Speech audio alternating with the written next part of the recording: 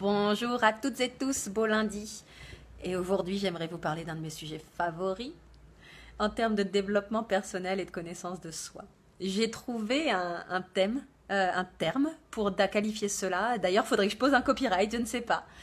Ça s'appelle la version de soi-même avec qui on ne voudrait pas traîner et apprendre à comprendre cet aspect de nous-mêmes.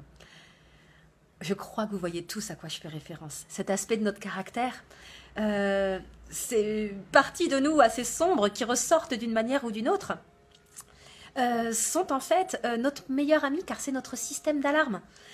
Des comportements qu'on va avoir où on se retrouve intolérant, impatient, exigeant, où du coup on va se mettre à insulter les gens facilement, à monter dans les tours, à se mettre en colère. C'est toujours une réponse à un contexte, c'est une réponse à quelque chose que votre cerveau considère comme une menace. Et donc, c'est le signe que quelque chose est profondément pas aligné dans votre vie, sur le fond autant que sur la forme, ponctuellement ou de manière durable, selon que voilà, cette version de vous-même est installée ou pas.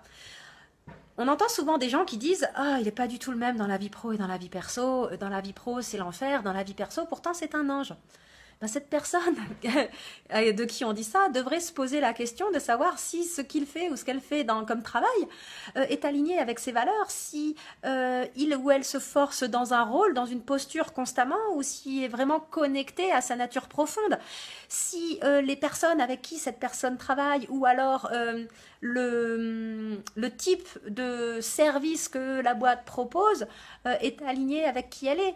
Donc du coup, à partir du moment où on comprend que cette version de nous-mêmes, elle ressort dans un contexte et en réponse à quelque chose, on est en capacité à comprendre et à reprendre le pouvoir sur nos circonstances, mais également la nature de ce qu'on fait, de manière à dessiner une vie où certes, cette version de nous-mêmes, elle est toujours en nous, elle sera toujours en nous, elle ressortira quand on est fatigué, stressé.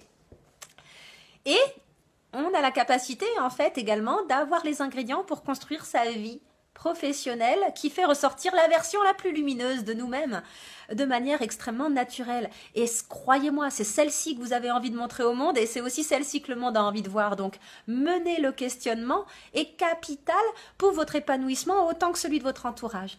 Donc voilà, si vous voulez en savoir plus et si vous voulez explorer en fait votre recette de l'épanouissement, envoyez-moi un petit message et je me ferai un plaisir de vous expliquer comment je procède et comment je peux vous aider là-dedans. Au revoir!